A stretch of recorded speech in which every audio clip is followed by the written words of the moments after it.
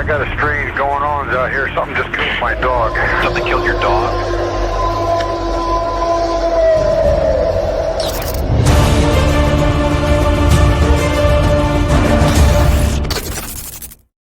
Hey, everybody. Thank you so much for joining the Cryptid Podcast. I am your host, Dan.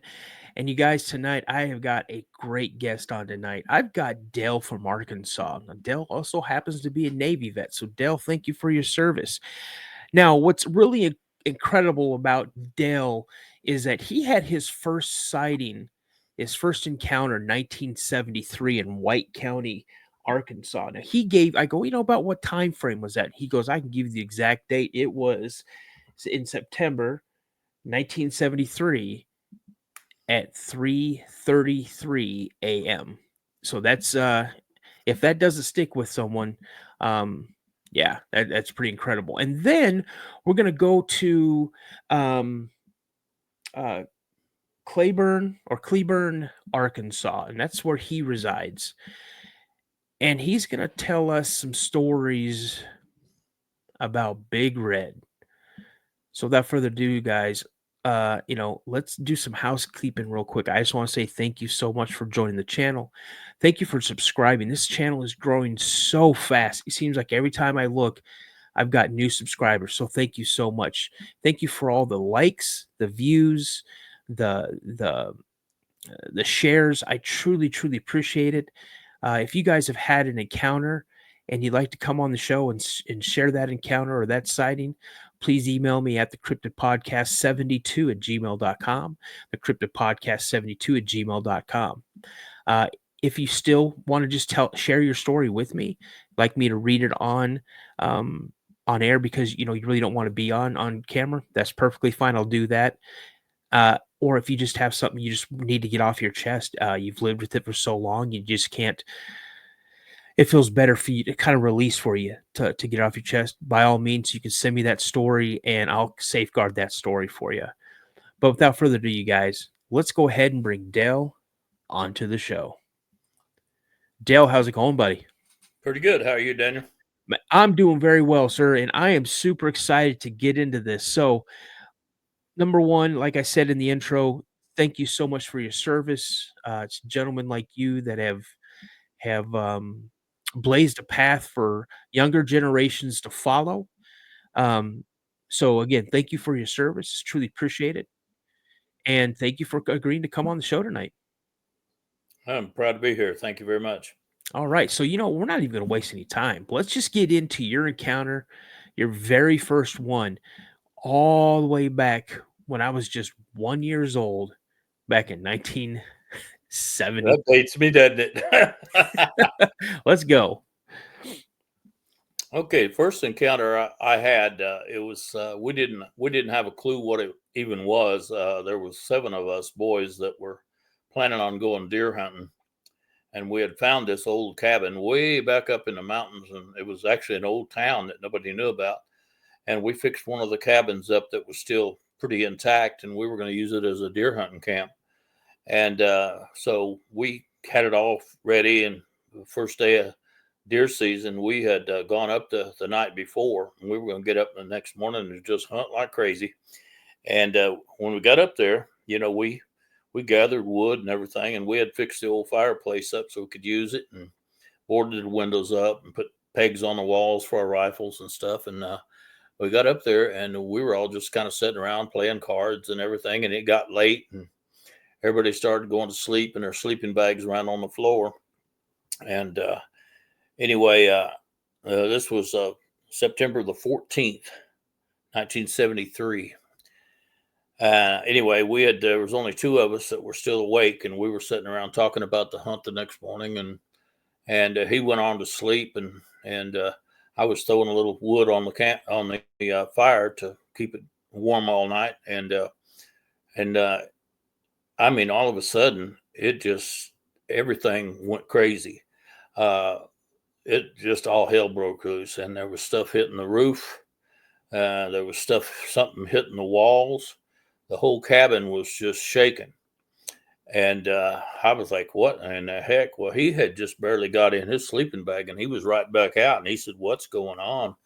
I said, dude, I don't know what's going on.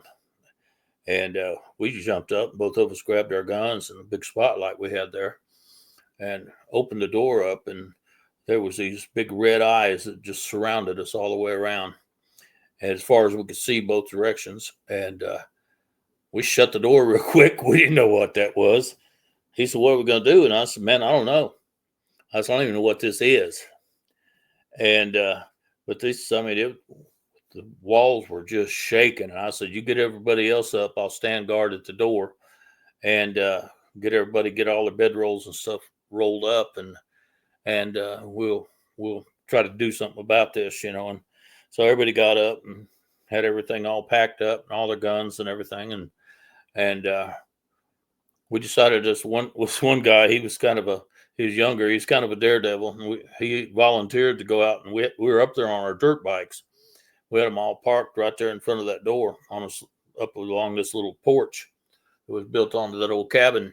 And he volunteered to go out there and start all of our bikes up and get them running and tie all of our bedrolls and stuff on the bikes. And when I gave the word, everybody that was fixing to take off, they all just unloaded out into the dark, just shooting at everything, just trying to scare whatever that was off. And as soon as they ran out of bullets, they jumped on their bikes and took off. Well, me and the next oldest boy that was awake with me at the door when we first saw him, we stood there and we fired all of our bullets, and tried to keep whatever that was off the rest of the guys. And as soon as we ran out of bullets, we jumped on and took off and rode like hell.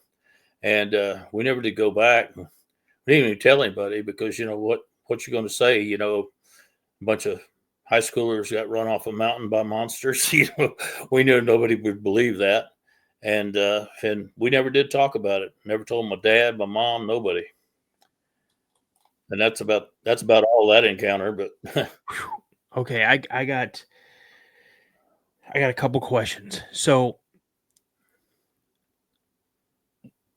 did it feel like the cabin was being attacked at the same time in multiple locations? yes, So you believe there was more than one creature? there was about 50 of them. 50. Yeah, that's what I'm telling. They were about 20, 30 yards away from the cabin, but they completely surrounded us. And there was just one set of eyes after another, side by side, all the way around. As you guys were hitting it with the spotlight, their eyes started shining. Yeah. No way. For real. It scared us to death. We didn't even know what to call it. You know, it's like, you know, I mean, I think Boggy Creek came out in like 73. So I hadn't seen that before. I didn't know anything about this stuff. Yeah, I believe Boggy Creek happened in 72, and I think a year later they made the movie 73. Yeah, that's yeah, we didn't know what to call it. We didn't know if it's Bigfoot or what. You know, we just knew there was these great big tall things that were attacking our cabin we was in, and we just had to get out before the whole cabin came down. And now, during that whole encounter, did you catch a glimpse of anything, or was it just the eyes? it's mostly just the eyes, because the area we were in was old woods, and it was real overgrown and lots of shadows, and when we hit the things with the light out there, we could see with these great big eyes everywhere. And I mean, we knew it wasn't a deer or a bear or a fox. We knew it was none of those things, because it was way up off the ground. And that's what scared us so bad, because it's like something's throwing rocks. And I don't know if they were slamming into it with their bodies or what, but the whole cabin was just shaking like crazy, like it was fixed to come down any second. What was the age range of the guys that you were out there with? I was the oldest one, and I was 17 at the time. Okay. All right. And I think we had one guy that was like 14. The rest of them was between 14 and my age. Okay. And so when did you come to the realization, either you or and other of the guys in the group, when did you guys come to the realization that, holy crap, those were Sasquatch? You know, we never talked about it at all. Never. Me and the next oldest boy, the one that originally opened the door with me and saw them all out there, I talked to him about probably 15 years ago, maybe. Mhm. And he asked me if I ever talked about that. And I said, no, I didn't. And he said he didn't either. And I think he's passed away now. But it was just our secret. And, we just came down and forgot about it and left it. Didn't go back. So before the attack happened, was there any type of, I don't know, feeling that you guys might have been watched as you guys were coming up to this cabin? Or, I mean, I assume it took you a while to get this cabin into the state that you guys had it in, to where you would call it pretty much like a hunting camp or a base camp. Yeah. At any time during the reconstruction of this cabin, did you guys ever hear something, notice anything at all during the time you were repairing this to the time that this incident happened? No, we that particular area was in a large pie-shaped area of land between two highways, and I mean there wasn't a house or road or anything back in there. Lots of wild hogs, big old deer, and I mean, that was actually the first time that we had ever been up in there that far to do any kind of hunting. We had just went up there in the daytime with nails and hammers and all this stuff, and we never saw a thing. Never even paid any attention. Of course, we were having fun. We weren't paying attention to anything like that. I mean, we weren't educated enough to know that there were such things out there in the woods. Oh, for sure. And so we didn't even, we didn't look for them or weren't scared of them because we didn't know what they were anyway. Well, 6 years earlier, on the other side of the United States, is when the Patterson Gimlin film, Yeah. 1967. Yeah. And so, yeah, I can imagine, you guys, absolutely have no knowledge of it, and then, like you said, same thing with the Boggy Creek. Now, how close are you at this time to where Boggy Creek is, where that incident happened? Oh, I'm several hours away. Okay.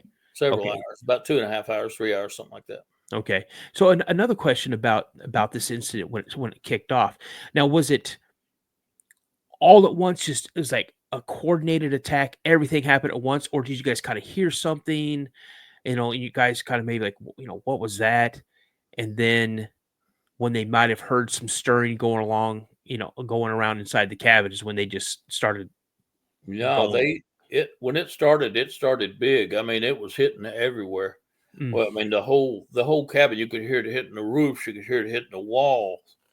I mean, you could see there was actually guns that were swaying on the pegs. That's Oh, how wow. hard the cabin was being hit. And it's like I say, we didn't know what it was, and it scared the fool out of us. That's a fact. That's okay.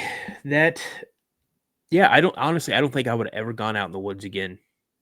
If honest to gosh, I don't think I would have ever, especially opening up the door. You and your buddy, you open up the door. You're the two oldest guys. You blast the area with your spotlight, and all you're seeing are these eyes. What color were the eyes shine? Do you remember? We read, Red? yes. No, thank you. So, speaking of red, your Good lead. your okay. So, how many kids do you have, I have 3 boys. and how many grandkids do you have? I've got a lot of step kids, They're still your grandkids, and still your kids. I got 23 grandkids. Guys, you hear that? 23 grandkids. So one day you've got, I assume, more than one of your grandkids over at your house, and your 4-year-old grandson makes a beeline for the front porch and comes tearing into the house. What does he say? He said, "Papa, Papa," and I said, "Boy, what are you so excited about?" And he said, "There's a big hairy man shaking a tree at me." And I was like, "Oh my gosh," because I hadn't told any of the neighbors or anything that of what I knew was already up there, because I thought, well, if I go saying this, people's going to think I'm a nutcase, So I just kept it to myself. But Then I realized that it was coming in contact with my grandkids. And So you don't have to give out his name. We'll just call him your little buddy. So your little buddy, that's what I call him. really? Okay. So I call my youngest grandson little buddy as well, as my dude. He's a pretty good artist. And you guys, when I say he's a pretty good artist, he drew a picture for Dale of what he saw. And here's that picture. Let's describe that picture. And got big feet, big hands, muscles, pointed canines, big eyes, lots of hair on his head. Did he at any time, like, how, other than him rushing in and yelling, "Hey, Papa, Papa, big hairy man, waving a tree." Okay, you guys, he didn't say stick. He said waving a tree at me. Now, did you ask him, "Hey, show me what you saw," and he sat down and he drew this for you? Well, I asked him what he saw, and he was just trying to explain it. And he said he would draw me a picture. So he sat down and one afternoon there and drew that picture for me. And I was quite surprised that he had that much detail on it, especially the great big shoulders and everything and the big arms. Yeah. And it's funny, you guys, it's not that, he's 4 years old. He draws what he sees, and he's not like a recreation artist. But from his reaction, and then you see this picture, you immediately knew who that was. Oh yeah. And what do you call him? I call him Big Red. Let's get into some stories about Big Red. Okay.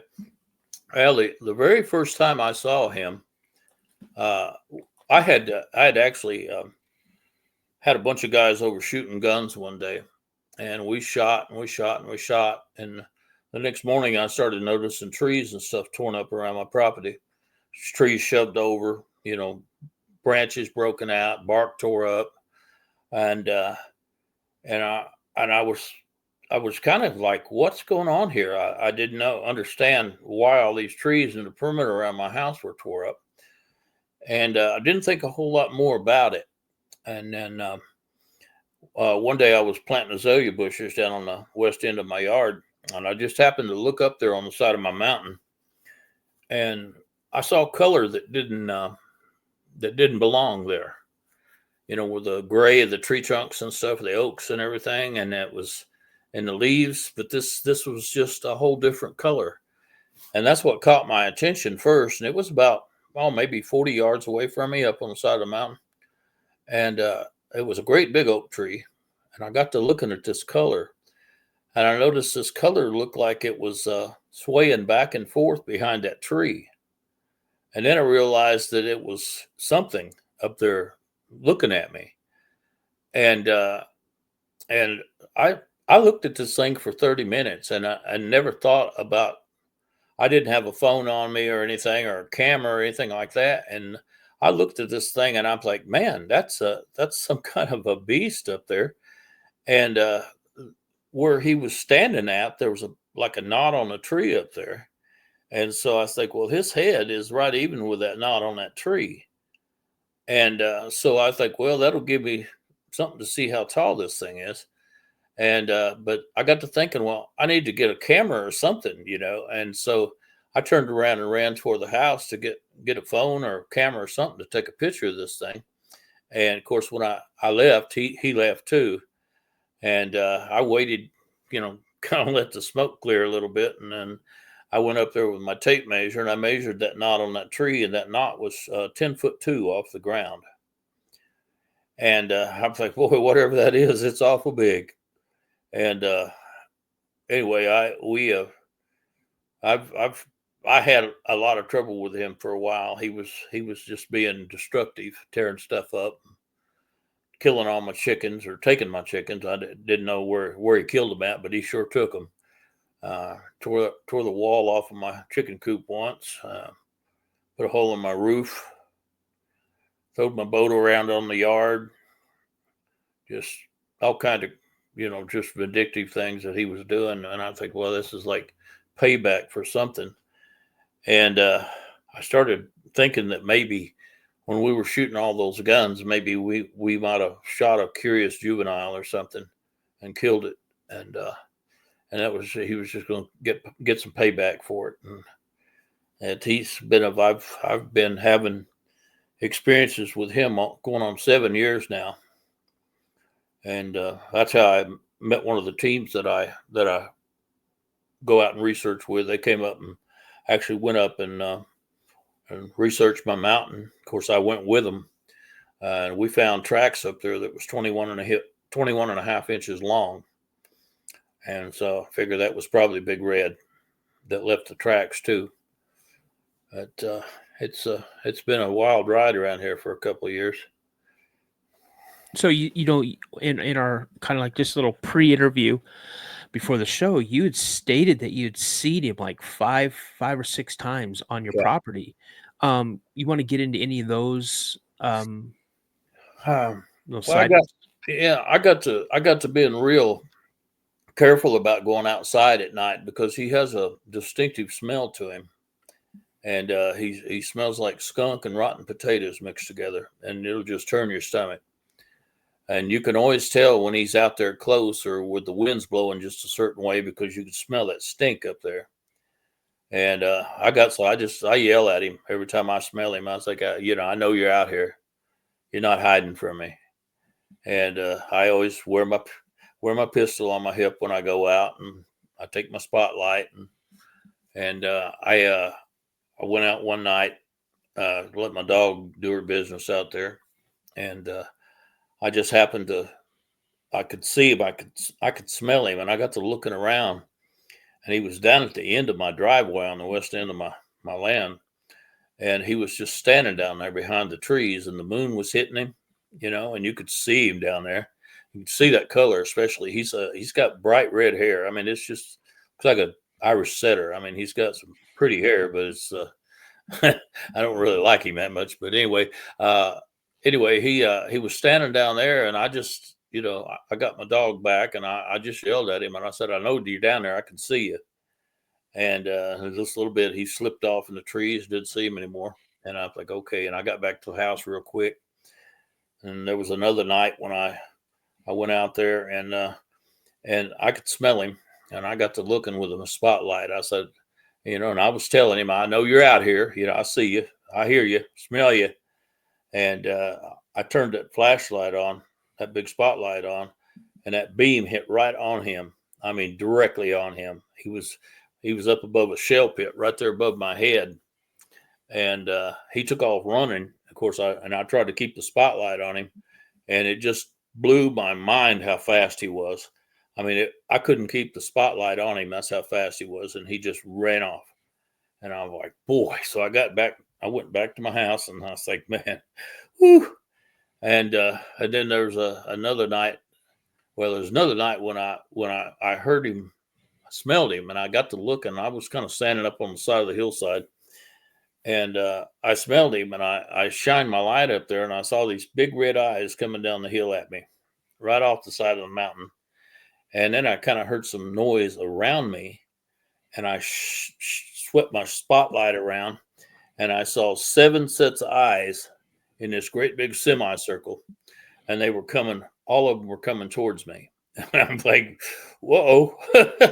I turned around and ran. I was like, boy, I got them acting in precision now. They're coming after me. So I got out of there. And then and there was another time when I was, my truck was parked right up to my walkway. And I wasn't too worried about it. Like, well, my truck's parked right there, and I needed something that was laying in the seat of my truck. Can't remember what it was now, but I was just gonna walk out there without putting my gun on. I was just gonna go out there and just because I knew the deck lights would come on, and I just opened the truck door and reach in, and I opened that truck door, and you know how a semi, well, you can feel the air from it when it comes by you when you're standing next to the highway. Oh yeah. I felt that air behind me, and something went, whoa, right in my ear. And that scared the holy crap out of me. I'm telling you, I'm like, boy, he had me so easy. And he was just counting coup on me was what he's doing. I fully believe that. And he was just going, it was a message, that I couldn't hide from him if he wanted me. And then I had another day when I was weed eating, and I I didn't smell him or anything that day, and I was just weed eating, just doing my thing out there. And I looked up, and this whole little grove of redbuds was shaking. The whole little grove. I mean, the whole thing was moving. And I was watching this, and I'm like, boy, there's nothing but one thing that can do that.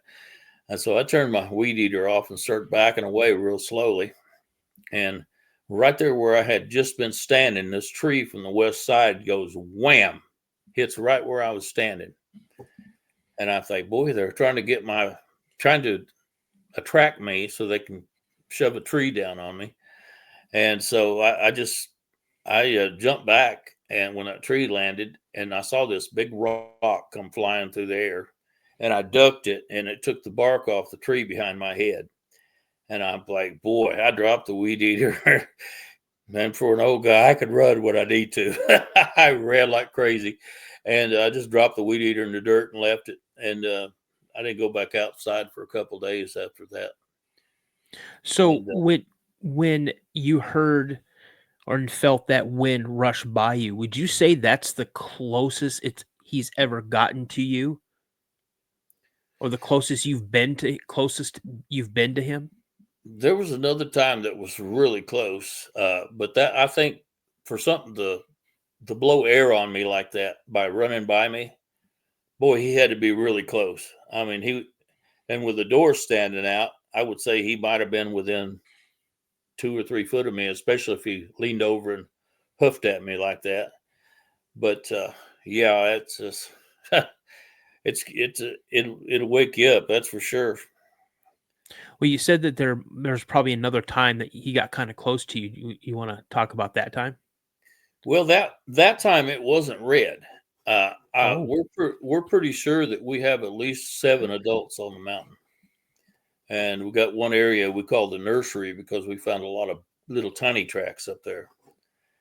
But this particular night, I was out there, and I had my pistol and everything in my spotlight, and I had my German Shepherd out there that night, and he was piddling around out there, looking for a place to go pee and stuff, And so I'm just standing out there with him. I was down at the shell pit right down there at the end of my property, and I'm standing there, and I don't smell a thing, So I'm not worried. I think, well, Red's not out here anywhere. I've got nothing to worry about, and I've got this spotlight that has a ring of LEDs around the outside, so you could just see the walk and stuff, without turning on that big beam. And I heard the rocks moving in the shell pit. And I thought it was the German Shepherd over there, because I couldn't see. It was dark. My security lights didn't reach out that far. And I turned around with a spotlight to shine it up in the shell pit. And there was 2 great big hairy legs standing right there about 5-6 foot from me. And I just froze in my tracks because, I mean, here's these 2 great big hairy legs and great big feet standing right there within arm's reach of me. And oh boy, I tell you what, that'll freak you out in a hurry. But I just stood real still, and I started raising this spotlight, and it was just illuminating this. Oh man, he was huge, and he was actually standing lower than I was, and I was looking directly into his solar plexus.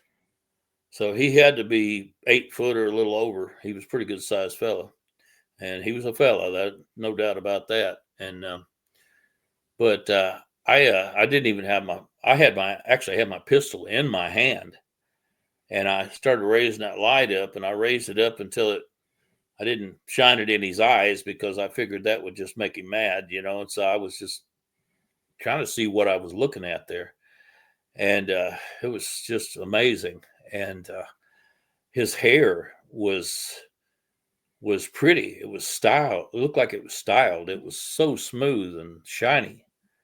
And I hear these stories about matted hair and all this stuff. This guy looked like he just got out of the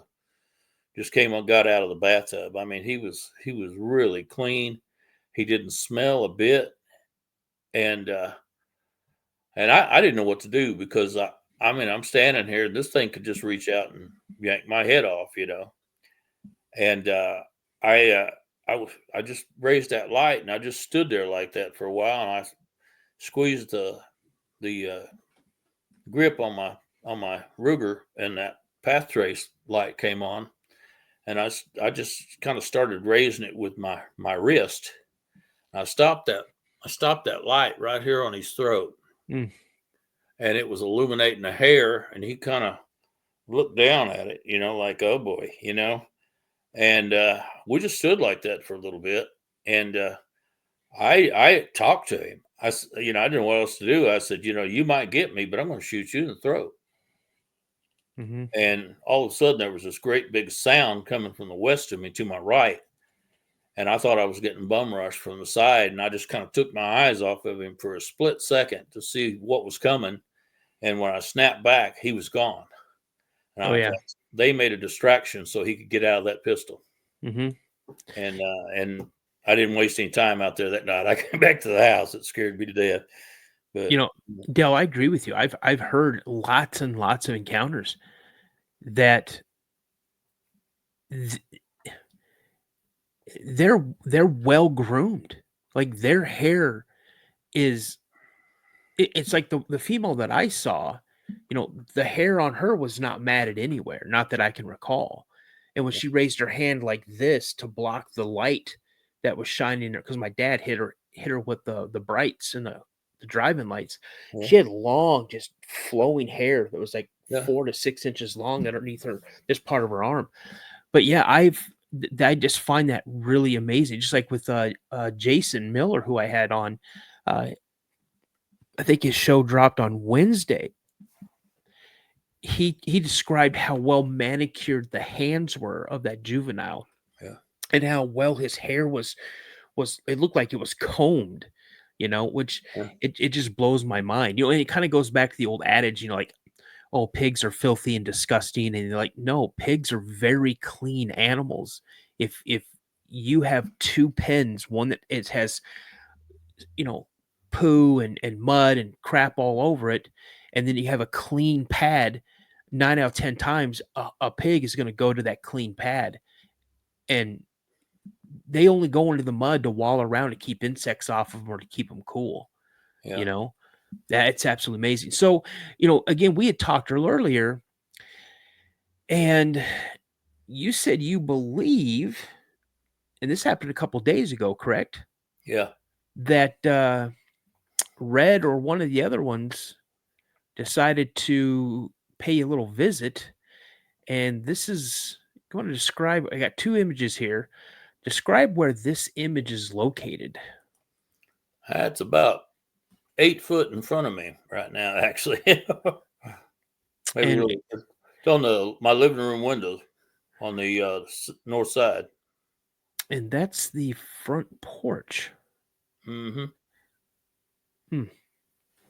And here's another one. That's all the way up to the top of the window right there. Huh. Yeah, those are big fingerprints. Mm-hmm. Those are huge. I mean, you can tell, you see like the first knuckle right there. That's not like the whole area around the first knuckle. So you say that possibly could be one of the juveniles? I'm not sure. I think the juveniles are more, they kind of like to play pranks and stuff. Yeah. And I mean, we had a snow here a while back, and right after the snow went away, I was actually looking for a big heat lamp that I had out in my shop. And I went out there and I had it clipped under a lean-to up there. I had it clipped to one of the rafters. I went out there to get it and I couldn't find it anywhere. And I'm like, well, I know that thing was there because that's where I put it. And I looked and looked, and Right after that snow started melting off, that we had. Oh gosh, I got. I was getting banging on each end of the house and banging down the side of the house, and you could hear something going thump, thump, thump. Dragging along the siding as it walked, Mm-hmm. and just all kind of stuff like that. Well, I went out there just kind of checking around to see if I could find any tracks out that way. And guess what? There's my heat lamp laying about 20 foot off the east end of my house. And didn't have any leaves on it, didn't have any mud on it. And I don't know if one of them, if maybe one of the big ones told him to take that back to that man and quit messing with him. I don't know. But there it was laying there by my house. And I'm like, that thing hasn't been laying there. It was brought there. Right. And but there was a lot of banging around going around there for a while, and boy, it's scary in the middle of the night, let me tell you, because they're out there. And that when those handprints appeared, something actually came up on the deck and hit the front door real hard. Mm. And I thought a bomb dropped in the house. I mean, it just bang real loud, and I'm like, holy crap, what was that? Really? Went out here and I thought, yeah, that's something hit the door for sure. That's getting close. You have 6 acres of land, and part of that is one side of this hill. Now, what is beyond that hill? You mean to the? Well, it's or mountain, I should say. I own quite a bit of the north side of that mountain, of the mountain, and then way up above it, it's some other land attaches to it there, but it's very, very thick. And I have like 3 layers of cliffs, different levels, and we found some crazy stuff up there. I mean, we even found a cave up there that has a stone wall built in front of it. See, I was about to ask you that. I was going to ask you, what's the terrain like around there? And other than, the stone wall, what other kind of things did you find up there? Well, we found a whole bunch of little bitty tracks that was about, 6-7 inches long. And right around in that area, there's a lot of possum vines and stuff so they could swing and play on and everything. We found a hollow tree up there that had a bunch of plastic bottles and broken toys and stuff like that stuffed up in that tree, a whole bunch of them. And one of our team members said, that's their play chest right there. It's where they store their toys. And I thought, that makes a lot of sense actually with all these little tiny prints. And there's a ledge right in that area. And we climbed up on that ledge, and up on that ledge was a great big butt print with a handprint right beside it. Really? And it's like Big Mama's sitting up there watching the kids play during the day is what's happening here, So we started calling that the nursery because we know there's probably a breeding population up there, and they've got little ones up there. But we found 8 caves so far, and I know we haven't found all of them up there. Now, do you think that they reside in these caves, or do you think? Yeah, I'm pretty sure of it. Yeah, pretty sure of it.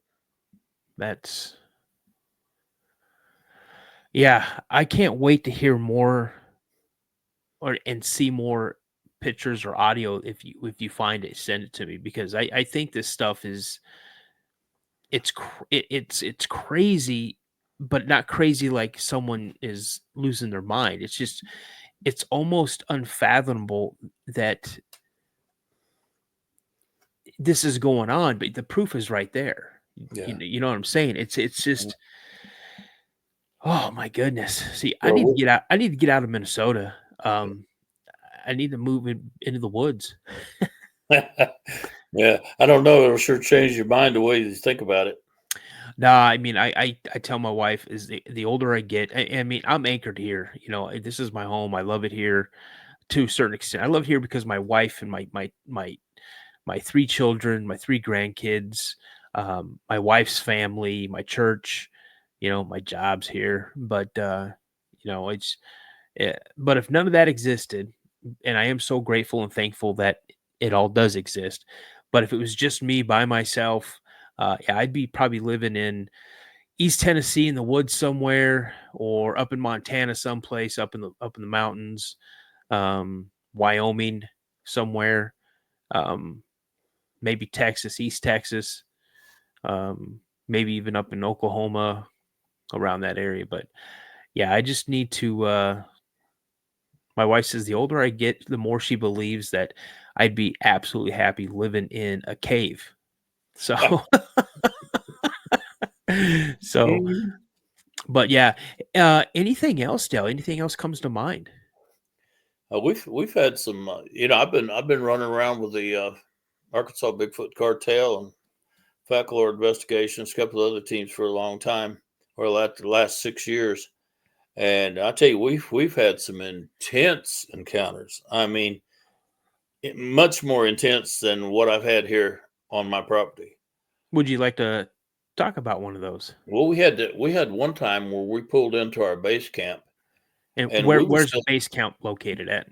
Base camp is located up in northwestern Arkansas. Northwestern Arkansas. Okay. Uh, Franklin County, maybe. I'm not sure. I think that's what it's. Yeah. But we all got up there one night, and there was like 6 of us out there, and we had just gotten out of our cars and was basically just setting our camp up. And a couple of guys were fixing to go down the road there. There's an old logging road, and they were just kind of going on down that way. Well, I mean, right after we got out of our cars, one of the guys yells, "They're stalking us from above!" And all the lights come out, the guns came out, and this thing is in a tree right above us. I mean, Really? up in the tree right above us, and it's a great big pine tree, big one, big or cedar tree, great big one. And this thing was so heavy when when them spotlights hit it, it bailed out of the top of that tree, and that whole tree, the whole trunk of it went swoosh, swoosh, swoosh from the weight of that thing jumping out. And so we've had them, since then we started to look up in the treetops as much as we do down on the ground. Right. We Absolutely. we try to scan everything, and we've had like I went to the very first investigation I went to with those guys. Uh, I slept in a tent that night, and everybody was telling me, they said, no, nobody sleeps in a tent around here. That's crazy. And I'm like, well, yeah, I'm sleeping in one. That's no problem. And they say, no, really, nobody sleeps in a tent around here. About 3 o'clock in the morning, I got punched in the head so hard it about knocked me out right through the side of my tent. And these great big hands were trying to reach through that tent to get me. And then I heard one on the other side of my tent growling, and my dog went crazy about that time. And I pulled my weapon out and pointed it at the door of the tent. And Hmm. that path trace light come on, that laser sight, and they took off. And that morning, there was a great big handprint on the van right there in camp where our team leader was sleeping. Hmm. And anyway, it's you know, I mean, that's getting close. And we found 2 17-inch tracks, 2 sets of 17-inch tracks right outside my tent that morning that walked down through the wet leaves and went down over the canyon down there. Mm. And then we had our most active area. We actually we went to this place that we'd been trying to get to for a long time, but because of injuries and weather and a little bit of everything, we tried like 5 times to get there, and one day we finally made it. And anyway, when we got down to the bottom, I looked and I think, oh boys, we got to get out of here, because there's a bunch of little like 5-inch tracks in the mud down there where they'd been running and playing. I said, Yeah. we got to leave now. But we took off, and those things, they surrounded us all the way back to camp. Mm. And we had about 4.5 miles we had to walk to get back to camp in the dark. And then when it had already gotten dark on us, and these things were surrounding us the whole way. And we got back to camp, some of the people had already left. So that just left the team leader and me and we usually go up there pretty heavily armed when we go up there, for some reason, all we had was pistols with us. So he had a 10 millimeter and I had a 9 millimeter with me, and that's all we had. Yeah. And one of the younger boys was fixed to come back in a little bit, and we knew he always carried a pistol, but I was just playing with my night vision and stuff. We got some new night vision, thermal, and everything that we were playing around with, and we're sitting there, and I just, for the heck of it, I just pulled up the thermal and was watching his truck come in. I saw him coming in the woods way up there, And as he rounded the last corner, this great big thing jumped out behind his truck and was running behind it, coming toward camp. And it got about 30 yards from camp and jumped off the road. And first thing we asked him, "Are you carrying?" And he says, "Yeah, I got my 10 millimeter." I think, good. At least we got 3 pistols. And we had 8 of them surrounding us. And these things were acting with military planning. I mean, they knew exactly what they were doing. And I think there's no way they could have figured that out without discussing that first, because they were all acting together. And it had gotten real cold, and I had actually put up a tent there right in the middle of the camp. And after that, I wasn't planning on sleeping in it, but we were all sitting around watching all directions with the thermal, watching these things moving closer and closer to us. Every time the fire burned down a little bit, they'd move closer, move closer, move closer. So we're counting 8 of them. Well, we're sitting there in camp. We're all pointing different directions in case they come in from different directions on us. And here comes my German Shepherd out of the camp, and he's all hair and teeth. And I spun around with the thermal, and there's this great big creature coming right for my team leader. And my dog intercepts it, and it's not 5 foot from him, fixing to get him. And that dog jumped right in the middle of it and was biting. I don't guess they knew that dog was in the camp, but this thing was trying to get away, and I'm watching on thermal, and it's biting the back of its knees, and it's trying to jump back. It came up over a cliff. That's why we didn't know it was coming. And as it's trying to get back off that cliff, it turns around. I'm watching it in thermal, and it just backhands that big old dog out across the woods, and jumps off this cliff. And we're like, "Holy moly!" Said that dog just saved our lives, you know. So your German Shepherd came tearing out of nowhere. Yeah, he was in my tent asleep and ran this thing off and was biting at it. Yeah. How was your dog injured when it hit him, or he come back in the camp? His front left leg was hurt a little bit. He was limping real bad when he came back into camp. My team leader says, "You gonna go see if Colt's okay?" And I said, "Colt's gonna have to come into camp on his own. I ain't going out there and get him because I didn't know how he was still out there." But that was an intense night. We didn't know if we was gonna make it out of there or not. But, you know, it's that's some pretty crazy encounter. That's I can't wrap my head around that. So let me ask you. So what do you think? You know, there's so many different thoughts and opinions on what these creatures are. What do you think they are? Oh, the only thing that I've heard that really agrees with what I believe in, and I think there's some kind of Nephilim. I really do. Really? I don't think there's a lot of woo involved. I don't think there's portals. We did some interesting work on some hair samples. We found that the hair samples actually disappear under certain light spectrums and blend in with what's behind them.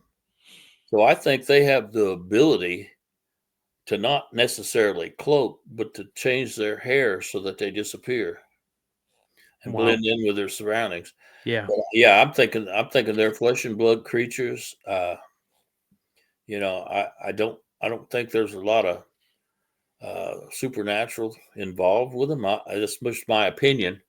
But we did find out that they do respond to Choctaw up in that one area. Really? Yes.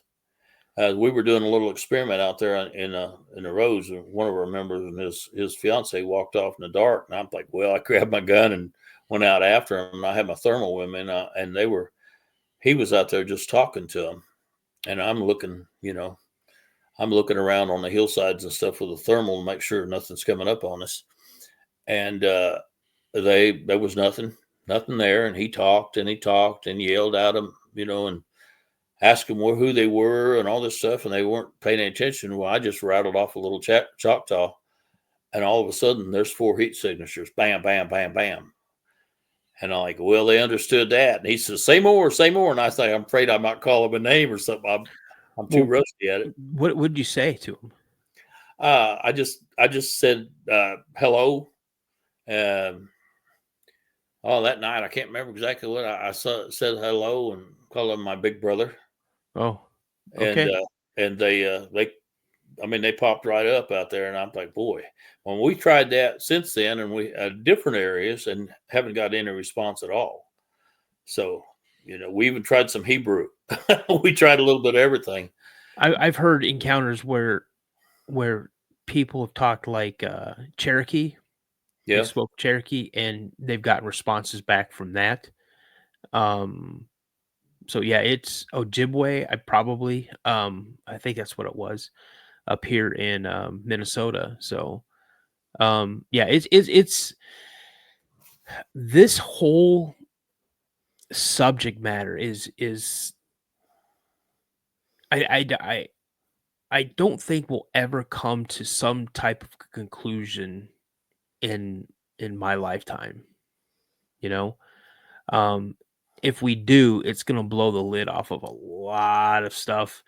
You're gonna have a lot of questions answered, but then there's gonna be a lot more questions. So, Yeah. Well, but I think we have a lot of authority figures that are working against us quite a bit. mhm. Oh, absolutely, Yeah. absolutely. So let me ask you this: so you've seen them up close, under other circumstances. What would it take? Do you think to say have Big Red? You're out on your back deck, or you're out working in your backyard, and Big Red just comes walking into the backyard with you. And he just stands there, and he kind of puts his hands out like this, Hmm, and maybe. and what if he could understand you, what would you say to him? Hmm. I don't know. Exactly. We haven't we haven't had the best relationship so far. So Yeah. you know, if he came into my yard and did that, I would be thinking he's fixing to tear my arms off and beat me with them. I mean, that's Well well, okay, so, get ready to kinda close this up. So, if you have any just words of wisdom to anybody who's going out into these remote areas, what are some key pieces of words of wisdom that you can give someone? uh, I think one of the most interesting things that I've actually found out about them is that they're masters of deception, misdirection, uh, and if you see one, it's the two or three behind you that you're not seeing. They're never alone, never. And that's what I hear people talk about. Well, I'm going to shoot one, and I've always said, well, shooting one is like starting a fight in a biker bar. You might pick a fight with one of them, but you're going to fight every one of them before you get out of there. And If you get out of there. yeah, if you get out of there. And so I think that anybody that thinks they can go out and hunt one like game, Mhm. they'll never make it out. No. Nope, not at all. Well, if you just wanna hold on for a minute, kinda hang out in the lobby, we're gonna go ahead and close this out, and, yeah, I'll see you in a couple minutes. Okay, man. Alright. Hey, you guys. What an absolute amazing encounter. I it was a lot more than I was expecting. So, you guys, again, Dell gave us some pretty good words of wisdom there. His story is absolutely amazing. I love the part about the whole nursery that they believe they found. Um, uh, I love the picture that his grandson um, drew for him. I mean, come on, kids. One thing kids are, they're brutally honest. So that kind of leads a lot of, gives it a lot of credence to this whole encounter with Big Red poking around the house. So, you guys, again, thank you so much for joining us tonight. Thank you for subscribing and giving me 10 seconds or 10 minutes or an hour of your time whenever you view the channel. Again, I thank you so much. Just let you know, there are certain things coming down the pipe for the channel. Working on some merch And yeah, don't forget to subscribe, like, comment, and share. I appreciate everything that you guys do for this channel. Again, remember, as my buddy Josh from Mysteries Unknown always says, stay prayed up. And as I always like to say, remember, you guys, a legend always begins with a sighting. Take care, everybody. Have a good night, and I'll see you later. I got a strange going on out here. Something just killed my dog. Something killed your dog?